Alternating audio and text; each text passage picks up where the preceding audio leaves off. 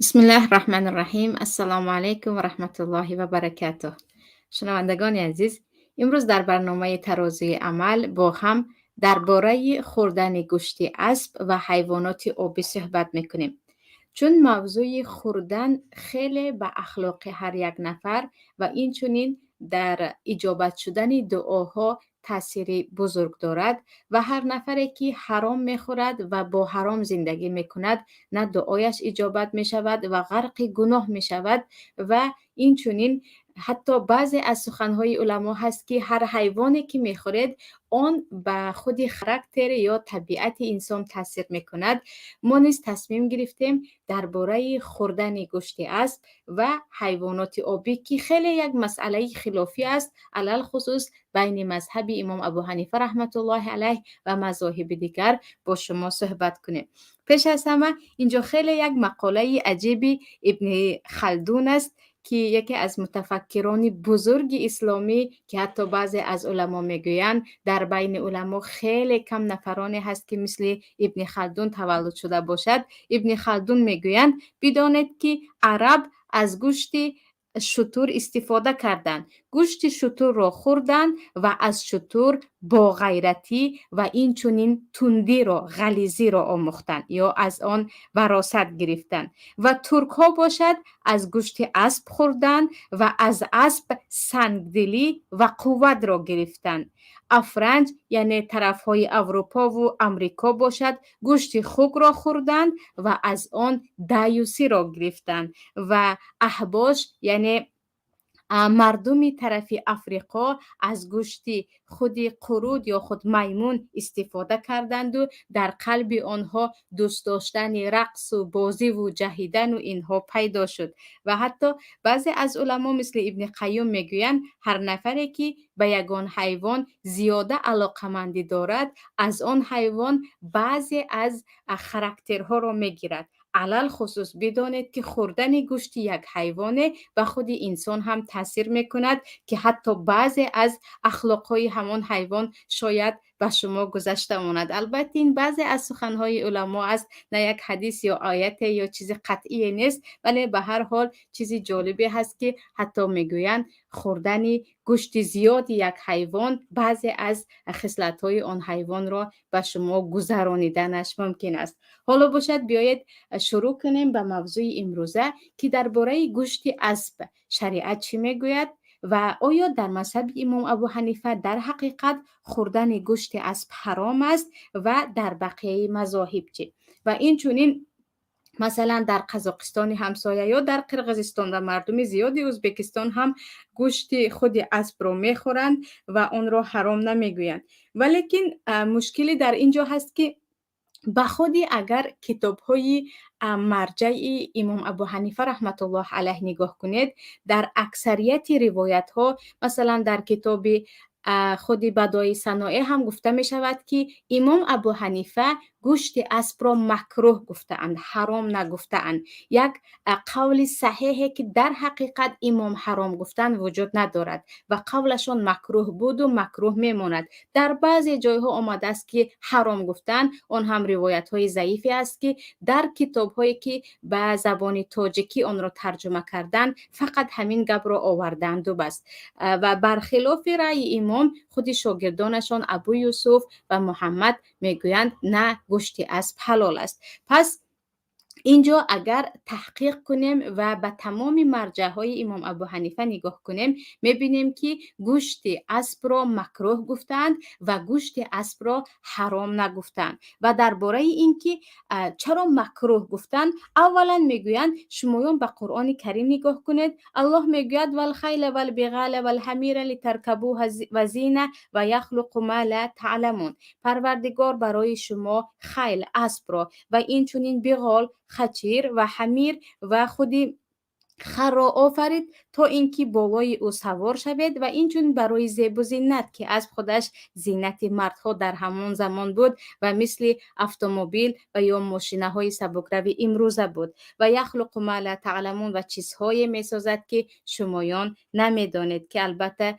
مرکباتی که الان داریم از خیال آن نفرانی که پیشتر از ما 100 سال و 200 سال و قرنها زندگی کرده بودند نمیگذشت. پس همین آیت رو گرفته میگویند شمایان به محتوای آیت نگاه کنید. وقتی سخن درباره اسب می رود، پروردگار اسب را برای سوار شدن و زیبایی گفت و این چنین اگرچه در خود سند بعضی حدیث ها اختلاف است، حدیث دیگر هم در سنن ابو داود آمده است که حدیث خالد ابن ولید میگویند پیامبر صلی الله علیه و سلم نهى عن اکل لحوم الخیل والبغال والحمیر. پیامبر صلی الله علیه و سلم از خوردن گوشت اسب و خر و این چنین خچیر نهی کرده بودند. این دلیل است. اما عجیبش در آن است که حدیث های صحیح در بخاری و در صحیح مسلم و قوی تر هم وجود دارد. مثلا حدیث اسماء که دختر ابوبکر که میگویند ما اسب را ذبح کردیم و آن را خوردیم و همراه ما اهل بیت پیامبر هم خوردند. و این چنین حدیث جابر ابن عبدالله هست که میگویند پیامبر صلی الله علیه و سلم به ما خوردن خری خانگی را حرام کردند، اما برای خوردن گوشت اسب اجازت دادند.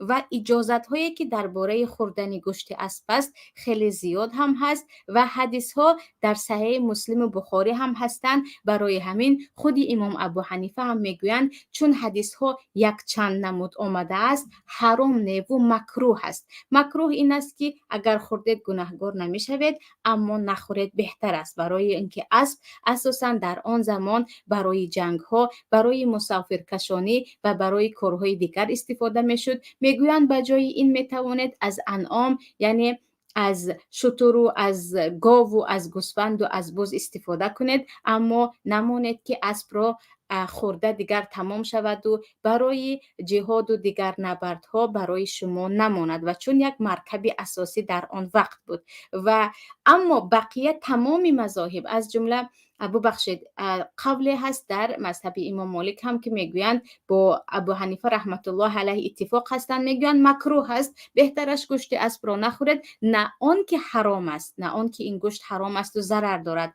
نه به خاطر آن که اسب خودش حیوانی هست که برای سوار شدن ارزنده تر است از خوردن گوشت آن و گویا که آن را خوردید حیف می شود و بهترش آن را به دیگر کارها چون قوت دارد و می توانید با آن اسب سواری کنید و آن سوار شوید میگویند. اما بقیه مذاهب در نزد امام شافعی و حتی صاحبان امام ابو حنیفه امام احمد میگویند ما حدیثی صریح داریم که پیامبر صلی الله علیه و سلم در خانه اشان یعنی اهل خانواده اشان اسب خورده بودند. حدیث اسماء دختر ابوبکر که در صحیح بخاری هست و این چنین حدیث جابر ابن عبدالله هست که پیامبر صلی الله علیه و سلم این را هم حلال کردند و گفتند گوشت اسب را خورده می توانید و حدیث در صحیح مسلم می باشد. و وقتی حدیث اومد پس خوردنش حلال است، اگر از گوشت اسب استفاده کردید گناهکار نمی شوید. و عجایبش این است که مثلا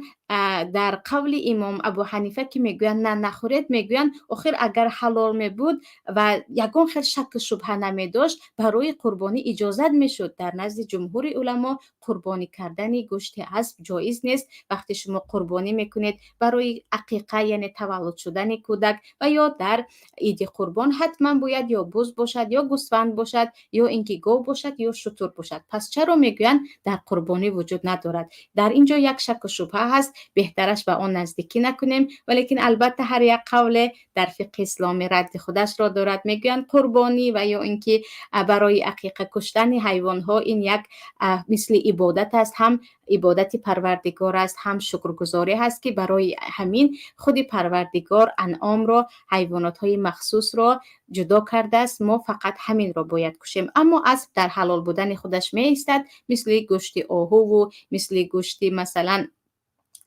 حیوانات های دیگر که اون را قربانی کردن جایز نیست اما خوردنش حلال می باشد. پس عزیزان خود گوشت اسب هم وقتی که مبادا دیدیم که عائله مسلمان اون را می خورد یا اینکه در بازارهای مسلمان ها اون را می فروشند یا اینکه مثلا خواهر و برادران قزاقستان از آن میخورند و علل خصوص از رودهش حسیب میکنند و چیزی دیگر، یک باره دهشت زده نشویم که این چیز حرام است و چرا میخورند.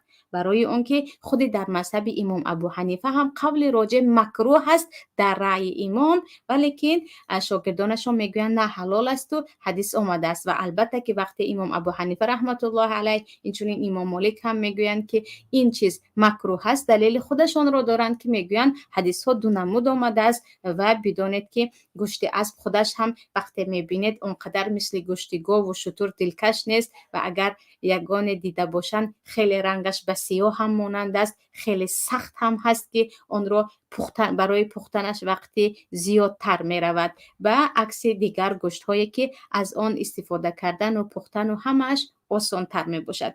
پس مسئله گوشت اسب در مذهب ما امام ابو حنیفه رحمت الله علیه راجحش این است که مکروه است، کسی خورد گناهگار نمی شود، اما نخورد بهتر می باشد. ولی در نزد بعضی مذاهب دیگر که رأی جمهور هم میگوییم حتما از این خوردنش حلال می باشد، هیچ مکروهیتی هم ندارد. و مسئله دیگری که خیلی زیاده از خواهر و برادران از آن میپرسند، این مسئله خوردن حیوانات های آبی، از مثلا حیوانی هشت پاهه باشد، میدوزه میگویند با زبان روسی، یا اینکه خرچنگ آبی باشد، یا اینکه کرب هم میگویند، دیگر حیوان های زیادی آبی، یا بعضی نمودی ماهی ها که تماما به مار مانندی دارند، مار ماهی هم میگویند دراز، یا کیت ها، نمودهای نهنگ ها و این چونین دیگر نمودهای حیوان ها از دلفین و از حیوان های دیگر که وقتی علل خصوص به خارج برآمدیم میبینیم که در مغازه ها از آنها خیل به خیل میفروشند و الان که در عصر 21 خیلی زیاد مسئله زیاد شوی وزن و فربگی در همه کشورها دارد روز از روز زیاد می شود. همیشه در تلویزیون ها، در برنامه های اوید به سلامتی و حفظ سلامتی میشنویم که زیادتر از حیوانات های آبی بخورید، برای اینکه حیوانات های آبی هم وزن شما را کم میکند، هم سلامتیتان را خوب میکند و هم خیلی زیاد فایده های دارد که دیگر هیچ گوشت های در آن فایده ها در دیگر گوشت ها نیست. برای همین زیادی ها میپرسند که آیا کرب خوردن جایز است یا بعضی از حیوانات های دیگری آبی که نمودهای دیگر که پخته می شود از آن جایز است یا همه آنها حرام است. البته این مسئله مثل مسئله گوشت اسب نیست، برای آنکه در خود مذهب امام ابو حنیفه رحمت الله علیه و قول ضابط 100% امام ابو حنیفه در این است که میگویند بدانید که از حیوانهای آبی بجز ماهی دیگر چیز حلال نیست، نه کیت و نه کرب و نه دیگر کژدمک های آبی و هر چیزی که هم هست وقتی ماهی نیست آن چیز حلال نیست. هر چیزی که نامش ماهی است آن حلال است و بس. و در وقتی که این قول را قاطع نمیگویند، این چونین به اینجا میگویند و این چونین هر حیوانی که خودش مرده به بالای آب برآمد و یا یک چند وقت پیش مرده بود آن هم حلال نیست، مگر اینکه بعضی از حیوانات به سبب موج آب به بیرون از دریا یا بحرها پرتافته شده باشند، مرده باشند، هم حلال است. اما عجیبش این است که در خود کتاب های امام ابو حنیفه هم قول بعضی از علماها رو می آرند و علماهای خود مذهب رو و میگویند مثل ابن ابی لیلا که میگویند نه، خوردن تمام حیوانات های آبی حلال است، لیکن ماهی رو شما میتوانید ذبح نکرده، گردنش رو نبریده با استادش خورید، اما دیگر حیوان ها مثل خود خود یا گفتیم نهنگ یا دلفین، حیوانات دیگری رو اگر صید کردید اون رو باید ذبح کنید، یعنی اول گردنش رو جدا کنید و زنده به دست آورید، که البته این قول در مذهب امام ابو حنیفه است. پس وقتی امام ابو حنیفه رحمت الله علیه میگویند شما فقط میتوانید از ماهی استفاده کنید، دیگر یگان حیوان آبی برای شما حلال نیست، برای این یک چند دلیل می آورند. بیایید اول ببینیم که خودی در مذهب امام ابو حنیفه چی دلیل ها هست. بعدا ببینیم که جمهور علما چی میگویند و در زمان حاضر آیا ما میتوانیم، چون اکثریت در کشور خارج هستیم و شاید حتی در کشورهای مسلمان هم، اینجا عجیبش این است که به خاطرم زد گفته گذارم بسیاری از خواهرهایی که به سفری حج رفته بودن یا به کشورهای عربی مسلمان رفته بودن دهشت زده شده، میگن این چی دهشت است، در بازارها آن همه با گفت خودشان کژدمک و دیگر بوجیک و چیزهای دیگر رو میفروشند، مگر اینها حلال هست؟ اینها عرب هستند، یعنی ساکن مکه و مدینه. این همه نمود از بعضی قول پیرزنها اوج پلوج، همه اینها رو چگونه اینها میخورند. دهشت زده میشوند که از کجا این مردم مسلمان اینها رو میخورده باشند. برای اینکه در این مسئله ها یک نفر رو به حرام خوردن متهم نکنیم و یا نگوییم که چگونه مسلمان هست و از این حیوان حرام میخورد، حتما باید بدونیم که اگر فقط سخن را در داخل یک مذهب نگاه داریم، در اینجا فکرها همش محدود می شود و یکدیگر را متهم کردن یا تو گناهگار هستی گفتن آسان می شود، که متاسفانه در تاجیکستان امروزه همین را می خواهند. میگن فقط شما داخل مذهب امام ابو حنیفه کار کنید، دیگر چیزی نکنید وگرنه جرم است. که اگر شما فقط داخل یک مذهب باشیم و از دیگر مذهب ها خبردار نشویم، اختلاف زیاد می شود، دیگران را متهم کردن زیاد می شود، دیگران را گناهکار کردن زیاد می شود. حالا که کشورهایی هست که در آنجا همه نمود مذهب ها هستند، با هم احترام دارند و حتی عائله های هستند که در آنجا هر یک نفر میگوید من پیروی در این مذهب هستم، که با هم دیگر اتفاق دارند و کسی دیگری را به گناه به چیز متهم نمی کند. پس امام ابو حنیفه رحمت الله علیه میگویند الله در قرآن کریم احل لکم صید البحر و طعامه متاعا لکم وللسیاره گفت. یعنی الله در قرآن میگوید برای شما حلال است صید بحر، یعنی شکار بحر، اون چیزی که از بحر شکار میکنید، و طعامه، و این چونین بعضی از ماهی هایی که بحر از آب بیرون برآورد. این متاع یعنی این خوراک آذوقه‌واری برای شما و هر نفری که مسافر هستند و یا برای شکار به بحر رفتن. و میگویند بدانید که صید البحر تمام حیوان ها نیست، برای اون که اکثریت حیوان هایی که در بحر هستند آنها خبیث هستند. خبیث این است که یک شکل دارند که انسان طبیعتش آن را قبول نمی کند. و الله در آیت دیگر میگوید و یحل لهم طیبات و یحرم علیهم خبائث. برای مسلمان ها ما تمامی طیبات، پاکیزگی ها رو، حیوان های پاک رو حلال کردیم و تمامی خبائث، چیزهای بد و اشتها آور و نخواسته که انسان طبعش آن را نمیخواهد حرام کردیم. پس امام ابو حنیفه میگویند با جز ماهی دیگر حیوان را طبیعت کسی خوش ندارد. دیگر حیوان هایی هست که انسان آن را نمیتواند قبول کند، مثل کژدمک آبی یا هشت پایه یا دیگر حیوان ها، خرچنگ و اینها. و این چنین میگویند. باز حدیثی دیگر هم هست که پیامبر صلی الله علیه و سلم میگویند احلت لکم میتتان و دمان فاما میتتان فالحوت و الجراد، که در کتاب های ابو حنیفه گفته شده است فالسمک و الجراد و اما الدمان فالکبد و الطحال.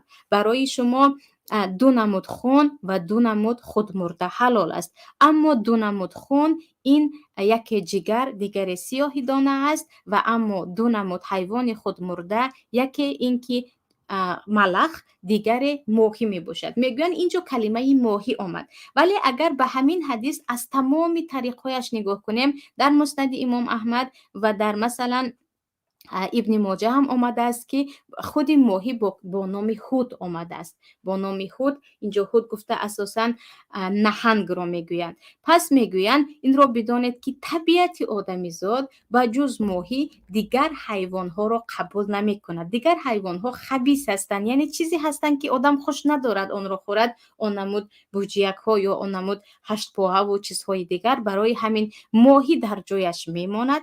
دیگر تمام نمود حیوانات آبی هر چیزی که باشد حرام است و این چنین نه حیوان‌هایی که مثلا مبادا شما دیدید که مرده است خود به خود مرد، اون را نمیگیرید. حیوان‌هایی که موج به بیرون برآورده پرتافت به سبب به بیرون برآوردن موج‌ها مردن، اون را گرفته خوردن جایز می باشد، که این قول البته در مذهب امام ابو حنیفه می باشد.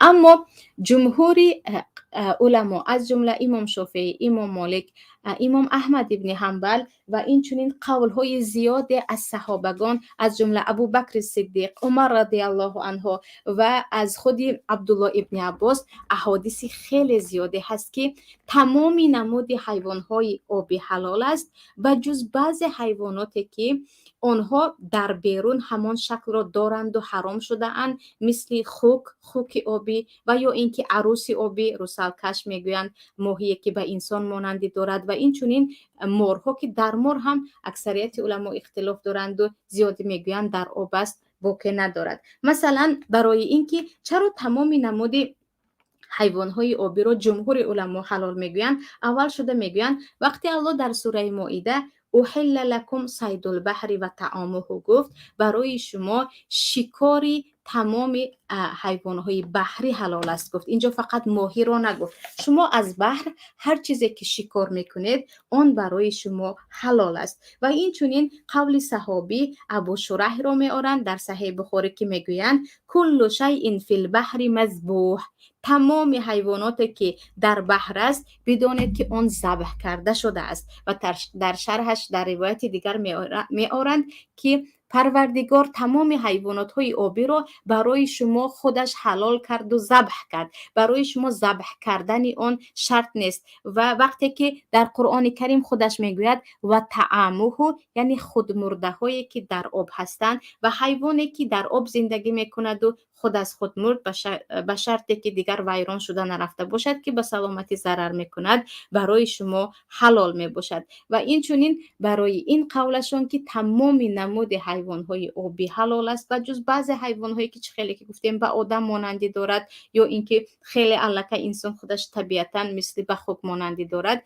میگویند در ما حدیث در صحیح بخاری هست که وقتی ابو عبیده ابن جراح سرلشکر تقریباً 300 نفر از لشکران پیامبر بودند، خیلی همراهی لشکر در راه گرسنه میمونند، اونقدر گرسنه میمونند که دیگر همه از حال میروند. یکی به لب بحر یا گفتیم ساحل بحر نزدیک میشوند و در ساحل نهنگ عنبر را میبینند. نهنگ عنبر را کیتی کبود هم میگویند که در خود اینترنت هم تقریبا وزن 25 فیل را دارد و در عین زمان از بزرگترین حیوان ها در روی زمین حسابیده می شود. و وقتی که این نهنگ را میبینند اون را میگیرند و خود مرده بود و در شرح حدیث آمده است که این حیوان را مرده بود و بحر به ساحل کشانیده بود و از این حیوان میخورند. میگویند تا اینکه سیر شدیم، آنقدر خوردیم که سیر شدیم و فربه شدیم و پس از چند وقت به نزد پیامبر با یک استخوان خیلی بزرگی اون برگشتیم و اون استخوان کلام رو آورده گفتیم که پیامبر الله ما در راه گرسنه ماندیم، تمام آذوقه‌واریمون تمام شد و دیگر دیدیم که بحر همین حیوان را اون هم مرده اش را به بیرون برآورده است. پیامبر صلی الله علیه و سلم میگویند بدانید که آن رزقی هست که الله برای شما فرستاد. آیا با همراهی شما کمی از آن گوشت هست که من هم خورم؟ و همین دلیل که در خود صحیح بخاری آمده است و این چنین در تمام کتاب های سنن پیدا کرده می شود، جمهور علما میگویند اینجا در سخن درباره نهنگ رفته ایستاده است. آن هم کیت، اصلا با زبان روسی خیلی زیاد حیوان های آبی رو میگوییم، اون هم درباره کیت رفته ایستاده است که همه میدونیم که ماهی کیت نیست. کیت چیزی دیگر است، ماهی چیزی دیگر است. اما ابو عبیده همراهی 300 نفر صحابگان از آن خوردند و تقریبا میگویند ما 15 روز از آن استفاده کردیم. 15 روز که اینش رو فراموش کردم، ما 15 روز چیزی نداشتیم به جز گوشت همین نهنگ که از آن خوردیم. سپس به نزد پیامبر صلی الله علیه و سلم اومدیم و گفتیم ما 15 روز است که از این خوردیم و دیگر فربه شدیم و انا این استخوان کلانش رو هم برای شما آوردیم. آیا این کار ما درست بود یا نه؟ اینجا پیامبر میگویند اوهل لکم صید البحر، چون آیت هست پیامبر میگویند این رزق پروردگار بود، آیا همراهتان برای من آوردید و یا نه آوردید. و سخنهای دیگر هم از ابوبکر صدیق آمده است و این چنین خود عبدالله ابن عباس هم میگویند وقتی الله میگوید اوهل لکم صید البحر و طعامه، صید البحر حیوانهایی که شما خودتان شکار میکنید، طعامش حیوانهایی که مرده اند و بحر به بیرون برآورده است، و یا حیوانی خود مرده بحری که برای حیوانهای بحری ذبح کردن، یعنی گردنش را اون دوره که در گردن بوده که از شرط های حلال کردن دیگر حیوانهای زمینی هستند یا خشکی هستند نیست. برای همین می توانید از این استفاده کنید. انا با همین حدیثی که در صحیح بخاری آمده است که وقتی حدیث آمد خودی مذهب امام ابو حنیفه رحمت الله علیه میگویند اذا صح الحدیث فهو مذهبی، وقتی حدیث صحیح آمد آن مذهبی من است، سخن امام نگوید، حدیث را نگاه کنید. انا همین حدیث را گرفته خودی جمهور علما میگویند همه نمود حیوان ها از کیت و از دلفین و از کرب و از دیگر حیوانهای آبی حلال است و حتی خود مردهش هم حلال است، از آن گرفته خورده می شود. و عبدالله ابن عباس میگویند بدانید که وقتی درباره صید بحری یعنی شکارهای حیوان بحری میگوییم، اینجا برای آن که شکاری که از بحر میکنید ذبح کردن یعنی گلویش رو با بسم الله بریدن حتمی نیست. هر نصرانی، هر یهودی، هر ماهی که آنها گرفتن، هر حیوانات بحری دیگری که آنها گرفتن برای شما حلال است. یعنی شکارهایی که اهل کتاب و نصرانی و مجوسی هر کسی که هم میکند چون بسم الله گفته کشتن آن حتمی نیست، شما میتوانید از این خورید و از این استفاده برید، چون مثل حیوانی مثلا خاکی یا گفتیم ببخشید خشکی آن را کشتن و بسم الله گفتن حتمی نیست. پس عزیزان مهاجری که در کشورهای روسیه و اروپا هستند و بسیاری ها میگویند از آن اذیت میشویم که گوشت حلال پیدا کرده نمیتوانیم، چگونه که در برنامه پیشتر گفته بودیم گوشت های حتی حلال نوشته مرغ و گوسفند و گاو و دیگر چیزها، حتی اینها هم در اکثریت کشورها الان خیلی مشکوک هستند، برای آنکه شرکت هایی که با نام حلال هستند بعد از تحقیق کردن دیده می شود که اکثریت قوه برق را استفاده میکنن یا راههای غیر دیگری مشروع. پس از همه نمودهای ماهی و دیگر حیوانهای آبی که در آنجا هست می توانند با بسم الله استفاده کنند، برای آنکه اون حیوان را کی کشته است اون هم به دین ما ضرر نمی کند، اون حیوان کدام حیوان است اون هم هیچ اشکالی ندارد، مگر اینکه طبیعت خود ما اون حیوان را قبول نداشته باشد و گوییم که حلال است، مثلا مثل بعضی از نمودی مرماهی که کمی درازتر است و تماما در بالایش یگان قشر یا پوستک های ماهی ندارد، و این چونین از کرب و بعض حیوان های مثل کژدمانند که زیادی ها اون رو خیلی فایده آور گفته میخورند و در تاجیک ها میگویم من اون رو دیدم الکی اشتها میرود، اینجا میتوانیم از آن استفاده نکنیم. اما اگر استفاده کردید هم چون قول صحیح و حدیث صحیح آمده است هرگز آن را حرام گفته نمی شود، و علل خصوص خیلی که گفتم چون به اکثریت نمودهای کسلی استخوان و بعضی از نمودهای پسشوی بین و ایشی چشم و اکثریت میگویند زیادتر از حیوانهای آبی از تمام نمودهایش خورد. ولیکن وقتی گفتیم حیوانات آبی، البته اینجا بعضی از حیوانات هایی هستند که کمی در آب کمی در خشکی زندگی میکنند، مثل تمساح، کراکودیل هم میگویند با زبان روسی، یا اینکه مثل قورباغه که در آب هم زندگی میکند در خشکی هم. البته در این باره حیوان ها حدیث ثابت آمده است که اینها رو خوردنش حرام است، زیرا اینکه این حیوان ها پیش از همه داخل می شوند به حیوان هایی که زیناب هستند یعنی وحشی هستند و با دندان هایشان در خشکی هم می توانند شکار کنند. سپس حیوانات کاملا آبی نیستند، یعنی زندگی را در خشکی هم میگذرانند در داخل آب هم میگذرانند. ولی بقیه حیوانات های آبی چگونه که گفتیم یکی رفتید به کشورهایی که عربی مسلمان هستند یک باره حیرت زده نشویم که چرا این نمود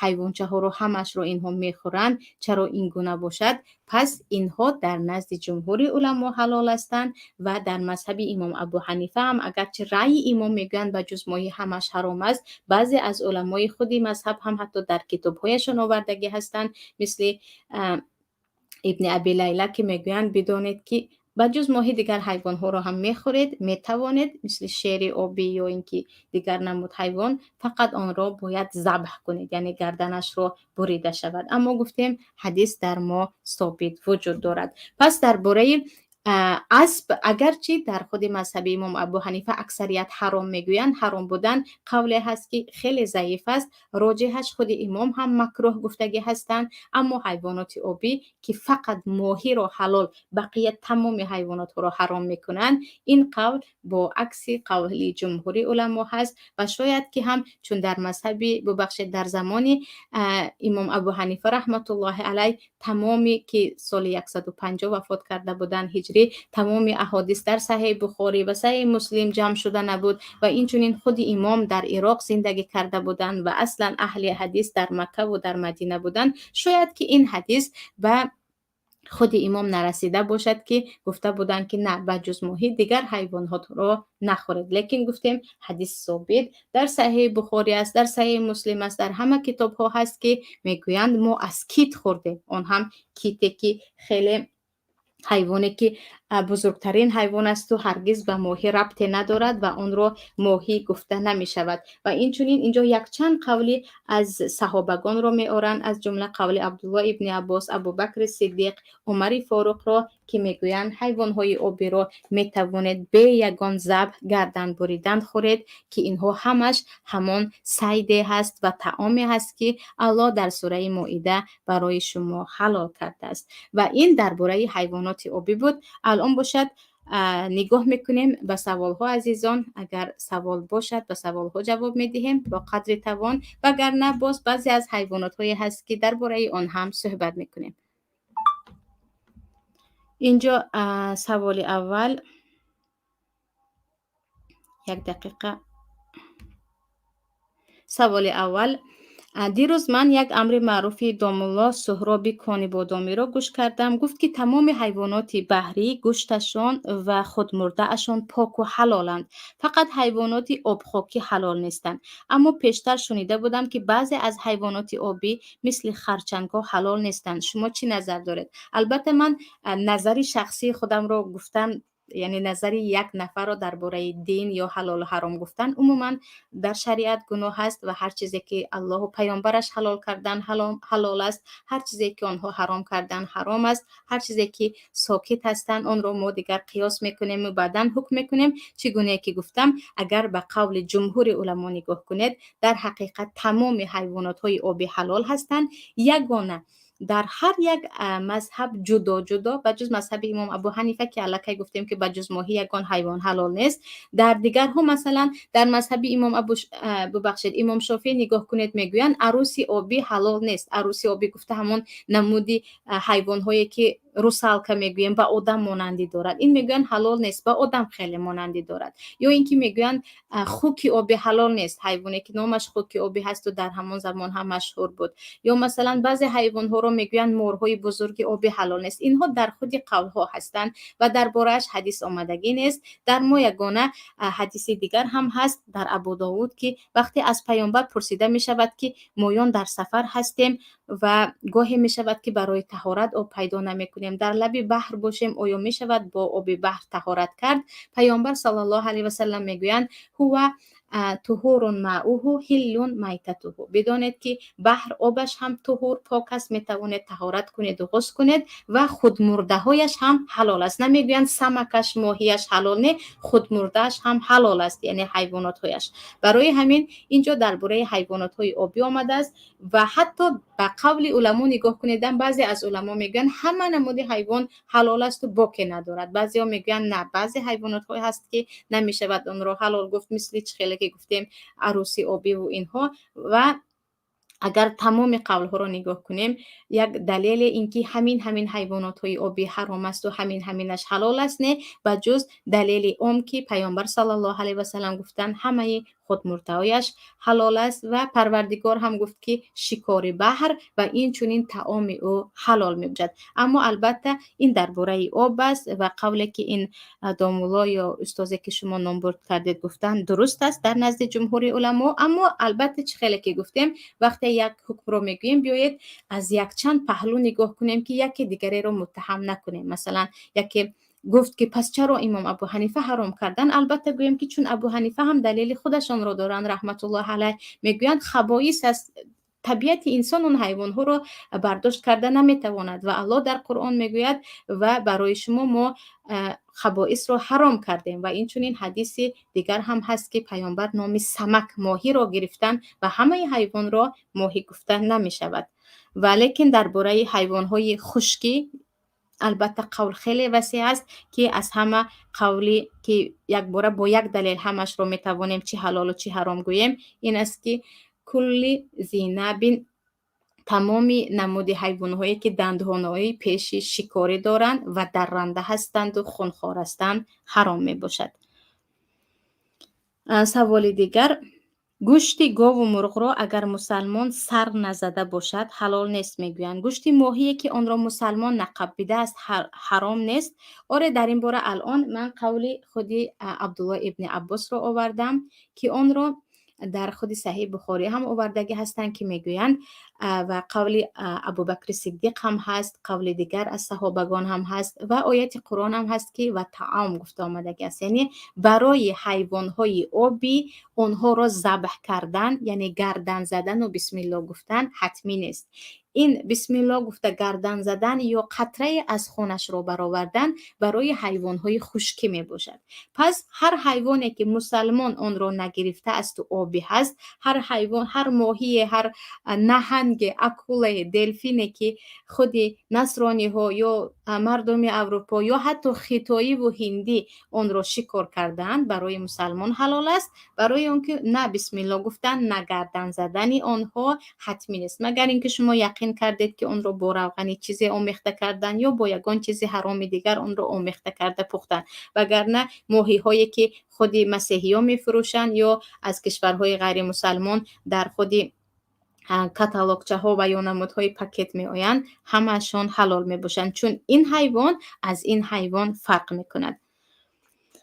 کنسرو ماهی در کشوری غیر مسلمان تیار شده حلال است یا نه؟ آره خود کنسرو هم داخل می شود به خود ماهی، یعنی ماهی ها رو می گیرند و کنسرو می کنند که چون گفتیم بسم الله گفتن و خون اون رو برآوردن و گردن بریدنش حتمی نیست. ماهی های کنسرو شده دیگر کشورها رو هم می شود استفاده کرد، مگر اینکه یکی فهمیدیم که به داخل کنسرو یکی از ماده های مشکوک یا حرامی را مثل ژلاتین چیز دیگر اضافه کردن که انا اینجا نه به خاطر ماهی فقط به خاطر همون ماده‌ای به اونجا اضافه کرده شده میگوییم این جایز نیست.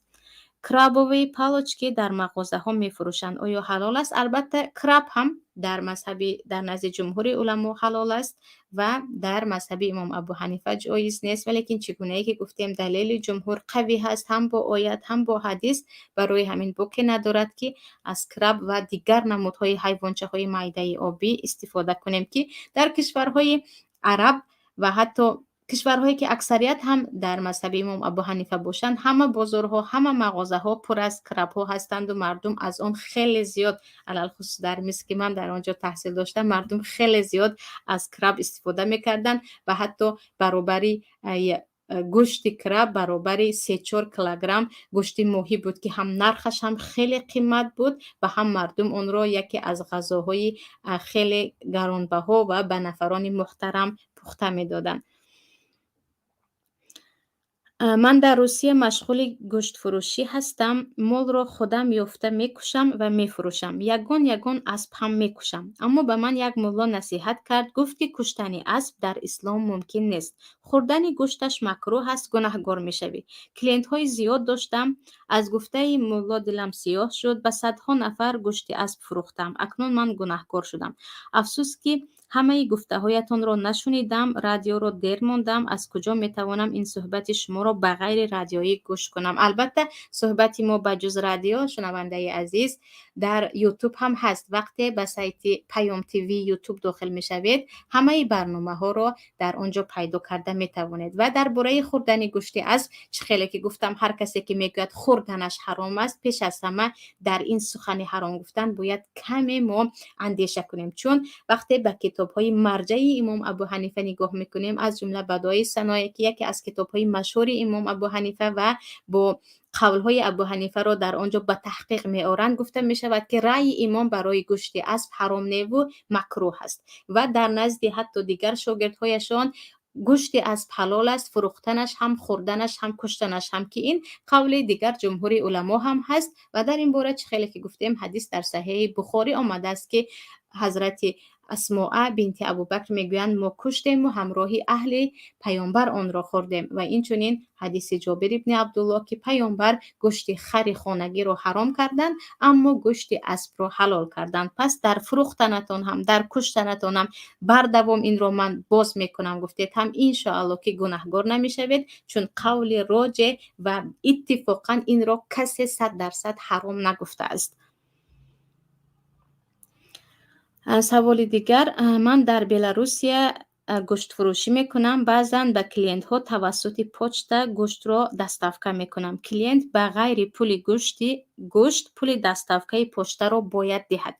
یک کلینت هم میگوید همون کمیسیای پوچت پرسنت حساب میشود، پول میگرفتگیت حرام است. این راست است یا نه؟ البته که راست نیست. برای اون که پولی که شما برای رسانیدن گوشت صرف میکنید، اون هم یک پولی علاهیده است. این بالای گوشت نه. اگر شما گفتید گوشت رو امروز خریدی، مثلا حاضر پولش رو دهی، من چنان میدهم، اگر حاضر بری و دیرتر کردی باز قیمتتر میدهی، این پرسنت میشد. پرسنت زمانی هست که شما یک شرط میمونید که انا این رو به تو قرض دادم، اگر فردا پولش رو نبیاری قرض بالاتر می شود. اینجا شما فقط برای رسانیدن گوشت، یعنی پول دستافکه یا برای کارگوش، این پول رو طلب کرده ایستاده اید که این رو هم خود کلینت راضی هست و به گوشت تعلق ندارد. البته هیچ باکی ندارد که شما گوید که برای رسیدن به خانهتان گوشت این همین مقدار پولیش رو شما به من میدهید، این به پرسنت داخل نمی شود.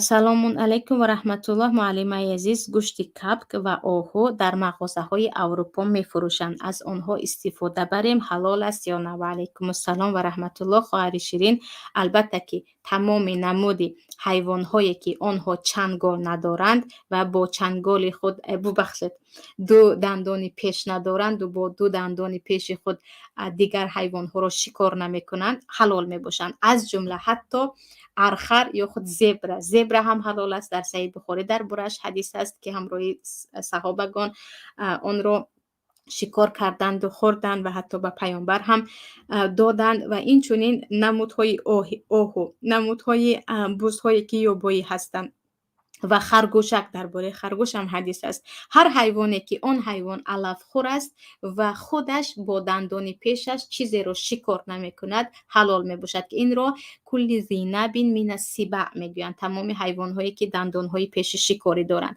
و از خودی پرنده ها نیز درباره پرنده ها و کل ذی مخلب من الطیور، یعنی هر یک پرنده که با ناخن و چنگال خود دیگر پرنده رو می رود و شکار میکند، حرام است، مثل باز یا عقاب یا پرنده های بزرگ دیگری که با چنگال های خود می درند یا آن را می خراشند و دیگر خون آن را ریزانیده برای خود شکار میکنند. اما کبوتر، کبک، نمودهای موسیچه و پرنده های دیگر و این چونین مرغ و خروس و اردک و دیگر حیوان ها، اینا همش حلال هستند. از گوشتش استفاده کردن هم می شود، آنها را شکار کردن هم می شود، که اینها را حرام گفته نمی شود. اما به یک چیز نگاه کنید، وقتی گفتید در مغازه اروپا گوشت کبک و آهو را اگر صید کرد، یعنی شکار کرد، مسلمان باید آن را بسم الله گویان شکار کند، خواه با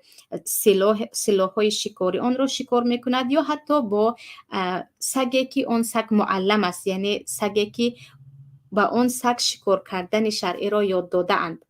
اگر خودی آهو و کبک را مسیحی یا غیر مسلمان با طریقه خودش کشته باشد که نمیدونید آیا گردن او را برید یا نه، در وقت کشتن آیا نام مسیح را گرفت یا چیزی دیگر و آیا شاید این آهو را و پرنده ها را با قوه برق کشتن، انا این مسئله مشکوک است. شما مسلمان ها کشور، یعنی مغازه های مسلمانی که 100% میگویند شما بیایید ببینید ما کبک ها را از طریقه شرعی میکشیم، آهو را یعنی پرورش میکنیم و با طریقه شرعی ذبحش میکنیم، این حلال است. یا صید میکنیم، شکار میکنیم، اون هم شکارچی های ما مسلمان هستند، طریقه شکار رو میدانند، حلال است. اما شکاری که اروپایی ها میکنند یا طریقه ذبحی که غیر مسلمان ها میکنند، حتما باید تحقیق کنیم. برای اون که چگونه که در برنامه پیشتر گفتیم، اکثریت شرکت هایی که حلال گفته میبرند خیلی مشکوک هستند و طریقه کشتنشان عموما و قانون شریعت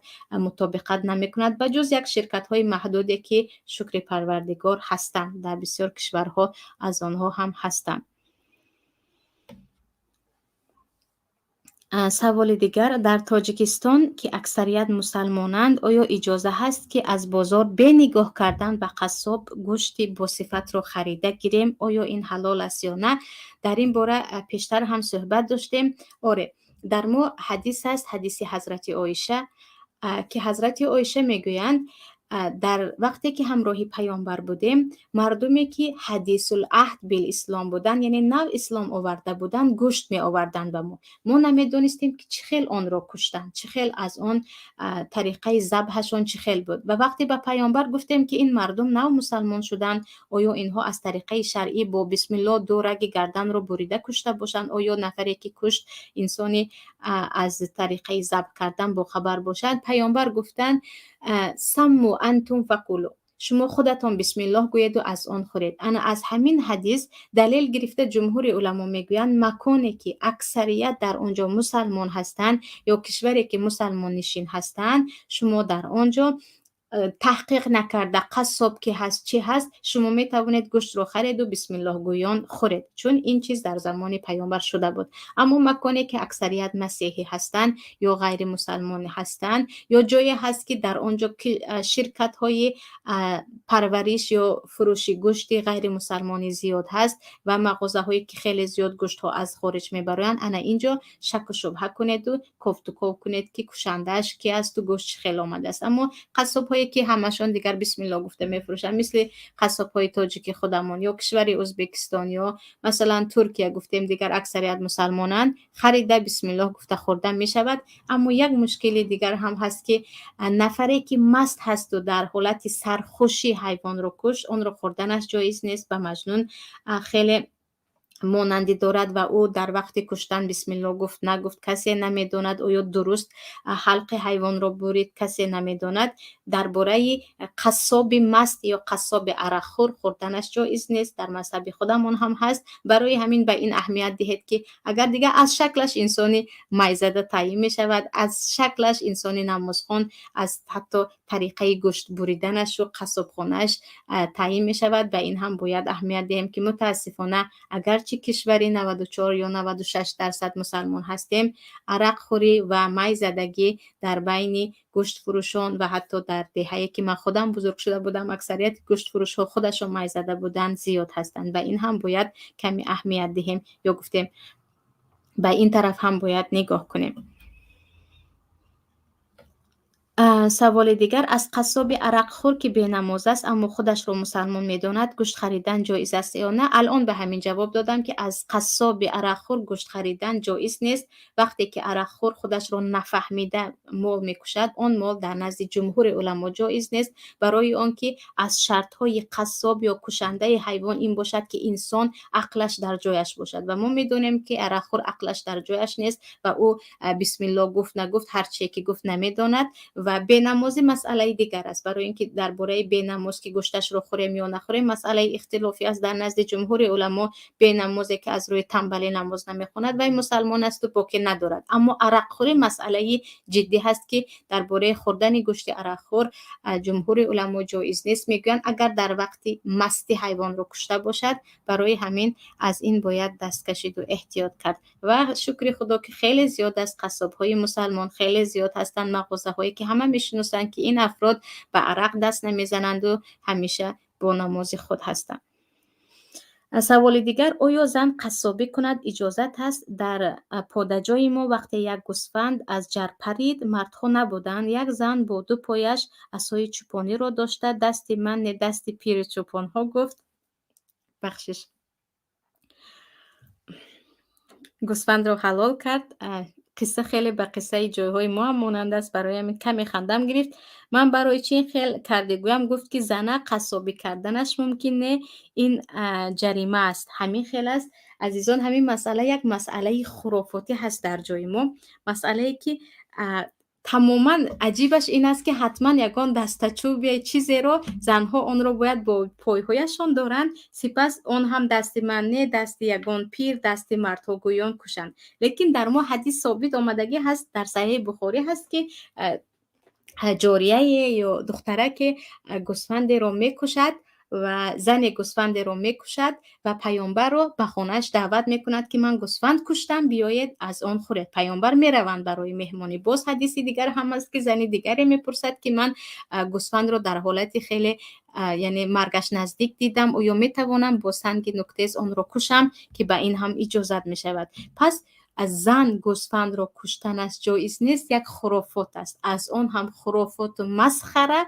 این است که چوب دستی رو باید با پایهایش داشته باشد وگرنه گناهکار می شود. هیچ اساس ندارد. زن هم می تواند با بسم الله، فقط شرط و شروطی که در ذبح هست اجرا شود، یعنی حتما باید بسم الله گوید. در وقت کشتن دو رگ گردن رو برد و این چون این خودش از نفرانی باشد که عاقل و دیگر به بلاغت رسیده باشد. لیکن اینکه زن جایز نیست گوشت زن کشته رو نخورید و زن آیا در وقت کشتنش به نام پیر و به نام چیز دیگری گفت یا نه، کلا خرافات، کلا عکس شریعت و برخلاف حدیث است که در یگان جا، نه در مذهب امام ابو حنیفه نه دیگر قولها پیدا نمی شود که گوشت زنی که حیوان رو ذبح کرد خوردنش حرام باشد یا جایز نباشد. برعکسش که زنها ذبح کرده بودند و پیامبر خورده بودند، در ما حدیث ثابت آمدگی هست. و این نمود خرافات ها در ما خیلی زیاد هستند. خیلی خرافات های زیاد داریم که زندگی را برای ما تنگ کرده است، حیات را برای ما تنگ کرده است. روز تا روز به جای اینکه ما باید از یسر یا سبوکی دین خود حلاوت بریم و زندگی سعادتمندانه داشته باشیم، برعکس خود را داخل دیگر چقوری های خرافات میکنیم و هم حیات خود را هم حیات عزیزان خود را برای خود تنگ کردن میگیریم. سوال دیگر: شما در رادیوی پیام گفتید که در یک برنامه اتون گوشت خر زبره حلال است. راست است گوشت خر حرام نیست؟ مگر سوال کننده عزیز، اینجا دو نمود خر داریم، یکی خری اهلی، خری خانگی، دیگری خری هست که زبره میگویند، یعنی خر وحشی. و هر حدیثی که درباره خر آمده است، در آنجا آمده است که پیامبر صلی الله علیه و سلم از خوردن خر خانگی حرام کردند. خر خانگی را حمور الاهلیه گفته آمده است. اما درباره این که خود زبر حلال می باشد، در اینجا حدیث ابی قتاده آمدگی هست که خود ابو قتاده می گویند من خودم وقتی که مردم احرام بسته بودند و بین مکه و مدینه بودند، با دست خودم خر وحشی یعنی زبر را شکار کردم و اون را آوردم و به صحابگان پیامبر صلی الله علیه و سلم دادم. سپس به نزد پیامبر آوردم و گفتم آیا به شما هم از این دهم یا اینکه درباره این گوشت پرسیدم، که پیامبر گفتند هو طعم اطعمکم الله، این چی است؟ طعامی است که پروردگار شما را با آن سیر کرده است. و درباره زبر حلال بودن حدیث ثابت آمدگی هست و یگان نفر زبر را حرام گفته نمیتواند. در تمام مذهب ها زبر حلال است. اینجا حیوان فرق میکند، خر خانگی از خر وحشی حیوان، و میگویند حتی گوشتش هم فرق میکند، خصلت های این دو خر هم فرق میکند، شکلش را هم میدانیم. برای همین زبر خودش اتفاقا حلال است و دربارش حدیث هم آمده است، و اما خر اهلی یا خانگی اتفاقا حرام است و در خود جمهوری یعنی در نزد تمام مذاهب هم حرام می باشد و احادیث خیلی زیاد است دربارش که پیامبر صلی الله علیه و سلم از خوردن خر خانگی حرام کردند. سوال آخران عزیزان، چخیل در وقت ذبح بسم الله گفتن لازم نیست؟ ای خدا نمیترسی در وقت ذبح مال بسم الله گفته سوره آمنت بالله میخوانی و الله اکبر گفته ذبح میکنی؟ مال چی گفت، چی بوز، چی شتر، چی گوسفند برای گپی که گفتید به بسم الله گشته باشد مال در مسلمان درست است، خوردنش پیش الله جواب میگوید. و پیش از همه این نفری که سوال داده ایستادن عموما مسئله رو نفهمیدن به فکرم. برای همین سوال کننده عزیز یک بار بینید که من در کجا گفتم که بسم الله نیست. این گپ رو در یگان جا نگفتم. درباره شاید حیوان‌های بحریه که گفتم به اتفاق تمام علما احلت لکم صید البحر و طعامه متاع لکم وللسیاره، حیوان‌های آبی رو به بسم الله به پاره کردن گردنش خوردن حلال است. این در نزد تمامی علما گپ درباره حیوان‌های آبی رفته ایستاده است. اما دیگر حیوان‌ها از گوسفند و اینها همه اشان درباره در نزد جمهور علما بسم الله گفتن از شرطهایش هست و حتی مسلمان یک بار دو بار سه بار به مسخره گرفت و بسم الله نگفت خوردن آن گوشت هم حرام می شود. برای آنکه یک بار نگفت فراموشی کرد، دو بار سه بار الکی و سهلنگاری به حرمتی کرده است، دست جایز نیست. و حاشا لله که من گفته باشم که گوشت هایی که به بسم الله هست آن رو خورید و این حلال است. این چیز رو نگفتم، شاید شما خطا فهمیده باشید و البته یک بار دیگر گوش کنید که اینجا چی میگویم.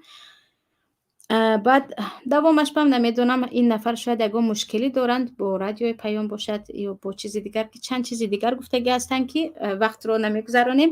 شما وعده کردید که درباره شکار برنامه میکنید، کی میکنید؟ همین روز درباره شکار هم یک برنامه آماده کرده بودم، برنامه خیلی جالب بود، ولی من فکر کردم که اون رو به زیر گوشت اسب و حیوان آبی داخل میکنم، ولیکن چون وقت زیاد رفت و این هم مسئله بود که درباره حیوان آبی زیادتر سخن کنیم، انشاءالله وعده ما شود که هفته آینده درباره شکار کردن و درباره شکارهای اسلامی و عجیبش این است که در شریعت با سگ شکار کردن حلال است و در سوره مائده آمده است درباره جوارح المکلبین، یعنی سگ‌هایی که دیگر اونها تعلیم گرفتند و اونها میتوانند شکار کنند و اون رو خورد و احادیث آمده است درباره‌اش. در هفته آینده در برنامه ترازوی عمل صحبت میکنیم انشاءالله که انتظار میشوید و تا این دم که با ما بودید با سوال و جواب های خود و حتی با بعضی نافهمی هایی که بود از